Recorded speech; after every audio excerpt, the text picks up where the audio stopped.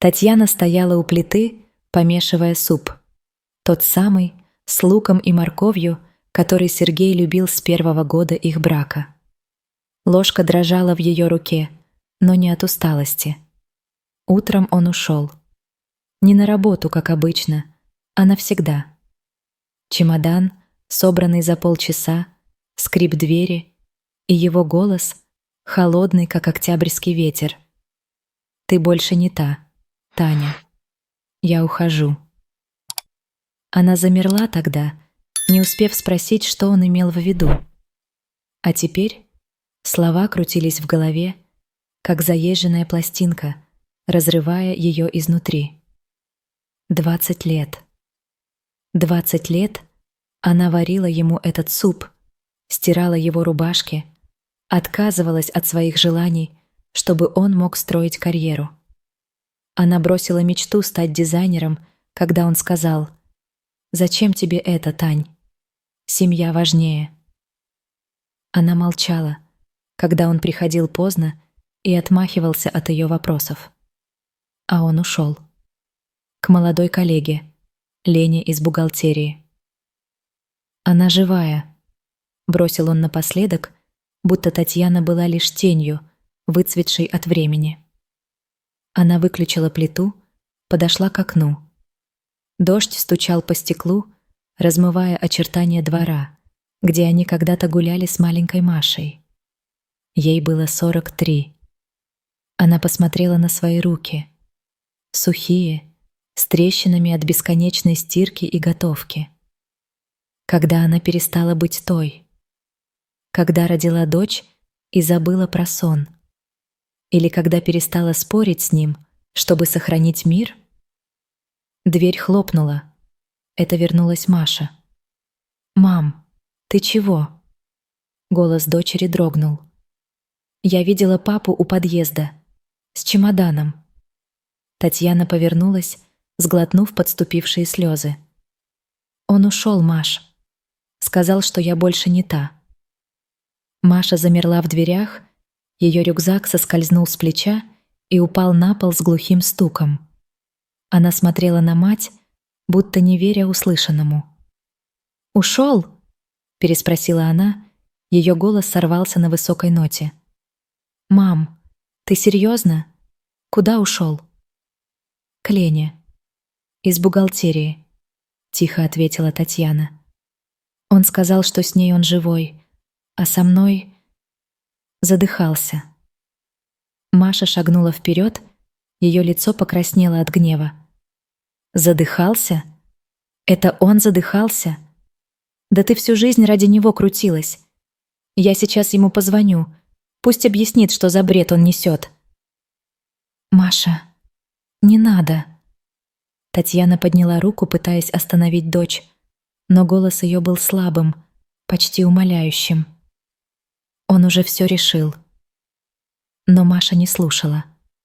Она выхватила телефон из кармана, дрожащими пальцами набрала номер отца. Гудки тянулись долго, мучительно, пока, наконец, Сергей не ответил. «Пап, это что за цирк?» — закричала Маша, не дав ему сказать и слова. «Ты где? Ты маму бросил?» Татьяна слышала его голос сквозь шум в трубке. Спокойный, чуть раздраженный. «Маш, не вмешивайся. Это не твое дело. Я с твоей матерью все обсудил». «Обсудил? Ты ей сказал, что она не та, и свалил к какой-то Лене. Ты хоть понимаешь, что ты делаешь? Она ради тебя от всего отказалась, а ты ее просто выкинул». Сергей помолчал, потом тяжело выдохнул. «Маша, хватит истерить. Твоя мать изменилась. Она не та женщина, которую я знал. Я не хочу жить с прошлым. Лена другое. С ней я чувствую себя человеком». Татьяна закрыла глаза. Каждое его слово было как удар. Точный, холодный, безжалостный. Она вспомнила, как он смотрел на нее последние годы. С раздражением, с пустотой. Она думала, это усталость от работы, от быта. А он, оказывается, давно вычеркнул ее из своей жизни. Маша швырнула телефон на диван, ее глаза блестели от слез. «Он больной, мам! Как он может так говорить? Ты же лучшая, а он подонок!» Татьяна медленно опустилась на стул. Ее ноги подкосились, будто кто-то выдернул из-под них опору. Она хотела что-то сказать, защитить Сергея, привычка, въевшаяся за 20 лет. Но слова застряли в горле. «Может, он прав», — прошептала она наконец. «Может, я правда стала другой. Посмотри на меня, Маш. Я даже не знаю, кто я без него». Маша подскочила к ней, схватила за плечи. «Мам, ты что? Это он другой. Ты себя ради него гробила, а он даже спасибо не сказал. Ты не смей себя винить, слышишь?» Татьяна посмотрела на дочь. В ее глазах была ярость, но и любовь, такая чистая, что на миг стало легче дышать. Она кивнула, но внутри все еще звенело. «Ты больше не та». Эти слова въелись в нее как яд, и она не знала, как их вытравить. Прошла неделя.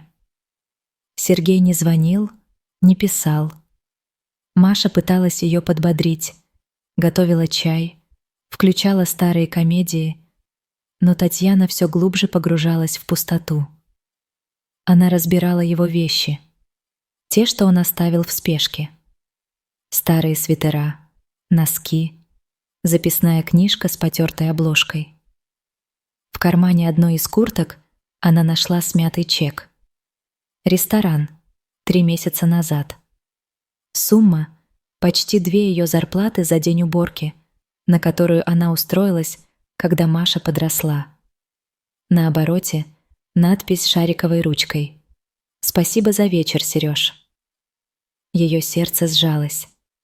3 месяца назад он еще обнимал ее перед выходом, говорил: «Танюш, не скучай».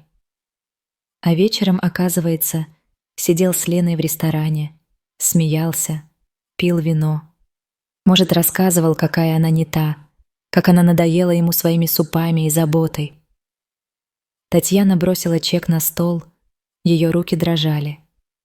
Она представила их вместе, его улыбку, которой давно не видела, и ее, Лену, молодую, с яркими глазами и легким смехом. В дверь позвонили. Это была Света, подруга детства, с которой они не виделись пару лет. Сергей тогда сказал: «Зачем тебе эти подружки? Сиди дома». И она послушалась. «Тань, я все знаю». Света шагнула внутрь, обняла ее так крепко, что у Татьяны перехватило дыхание. «Маша мне рассказала. Как ты?» «Не знаю», — выдохнула Татьяна, отстраняясь. «Я пустая, Свет. Он сказал, я больше не та, и ушел. А я даже не знаю, что он имел в виду». Света сжала ее руку, ее взгляд был твердым. «Он имел в виду, что ты слишком хорошая для него. Ты себя ради него загнала, а он этого не ценил. Ты не пустая, Тань. Ты живая». «Живая?» Татьяна горько усмехнулась. «Он сказал, что с ней он живой, а со мной задыхался. Может, я правда выцвела?»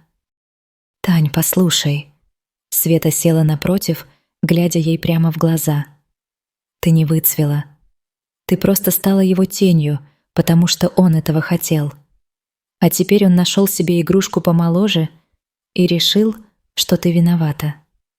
Это не про тебя. Это про него». Татьяна молчала.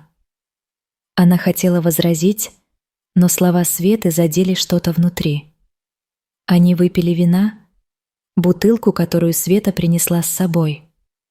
А потом Татьяна разрыдалась. «Я же его люблю, Свет. До сих пор. Как это выключить? Он мне все сломал, А я все равно хочу, чтобы он вернулся. Света обняла ее, гладя по спине. Это не сразу, Тань. Но пройдет. Он тебя не стоит. Ты сильнее, чем думаешь.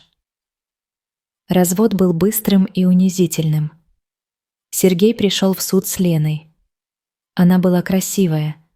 Длинные волосы, яркая помада, уверенная улыбка.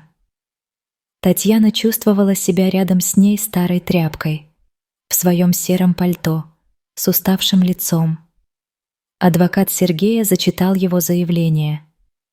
Супруга перестала соответствовать моим ожиданиям.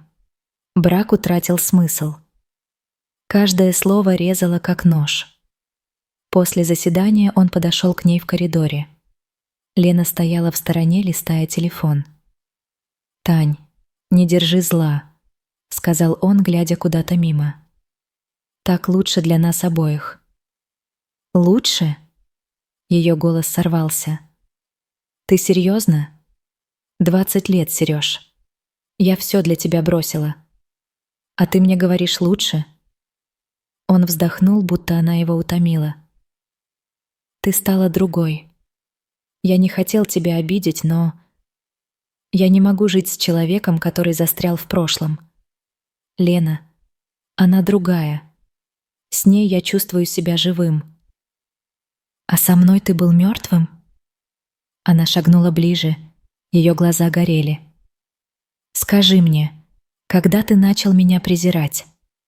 Когда я ночи не спала с Машей? Когда бросила работу, чтобы ты мог расти? Или когда молчала, пока ты меня унижал?» Сергей отвел взгляд. «Тань, не начинай. Все кончено. Прости, если можешь». «Прости?» Она почти кричала. «Ты у меня жизнь украл, а я должна тебя простить? Ты хоть раз подумал, что я чувствую?» Он молчал. Лена подошла, тронула его за локоть. «Сереж, пойдем. Нам пора». Татьяна смотрела, как они уходят. Он даже не оглянулся. Она стояла в пустом коридоре, пока слезы не начали капать на пол. Дома она нашла коробку с их старыми фото. Свадьба, она в белом платье, он с цветами. Маша маленькая, на пляже, с песком в волосах. Поездка на море, где он смеялся, обнимая ее. Где тот мужчина? Когда он исчез? Она листала снимки, и слезы текли по щекам. Маша вошла в комнату, села рядом. «Мам, выбрось это. Не мучай себя». «Я не могу», — прошептала Татьяна. «Это все, что у меня осталось». «У тебя есть я». Маша взяла ее за руку. «И ты сама у себя есть. Ты не должна жить прошлым. Он тебя не заслужил». Татьяна посмотрела на дочь. Ее слова были простыми, но в них была сила. Впервые за неделю она почувствовала что-то, кроме боли. Слабый, но живой огонек внутри. Прошел месяц. Света затащила ее в салон. Подстричься, покрасить волосы. Татьяна купила платье, первое за годы, и теперь уже не думала, понравится ли оно Сергею. Она записалась на курсы дизайна, старую мечту, которую он когда-то высмеял. Кому это нужно, Тань? Она рисовала эскизы по ночам, и ее руки, привыкшие к стирке, начали вспоминать карандаш. Однажды вечером они сидели с Машей и Светой на кухне, смеялись над какой-то ерундой, и вдруг Татьяна сказала: «Знаете, я все еще его слышу. Ты больше не та». Но, может, это и правда. Я больше не та, кем была с ним. И это хорошо. Света подняла бокал. За новую Таню, которая живет для себя. Маша улыбнулась. «Я горжусь тобой, мам». Татьяна посмотрела на них, И впервые за долгое время ее сердце не сжалось от боли. Оно билось. Медленно, неуверенно, но билось. Она была жива. Спустя полгода она встретила Сергея в магазине. Он был один, с мятой рубашкой и усталым лицом. Лены рядом не было. Он кивнул ей, пробормотал: «Привет». Она улыбнулась. Легко, без злобы. «Привет, Серёж. Как дела?» «Нормально», — буркнул он. «А ты изменилась?»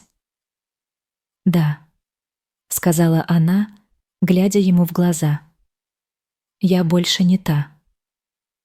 И ушла, не оглядываясь. Впервые за 20 лет она чувствовала себя свободной. Если вам понравилась эта история, поддержите видео лайком. Подписывайтесь, чтобы не пропускать новые выпуски, и жмите на колокольчик, чтобы первыми узнавать о выходе свежих видео. Пишите в комментариях свое мнение. Нам важно услышать вас. Спасибо, что смотрите.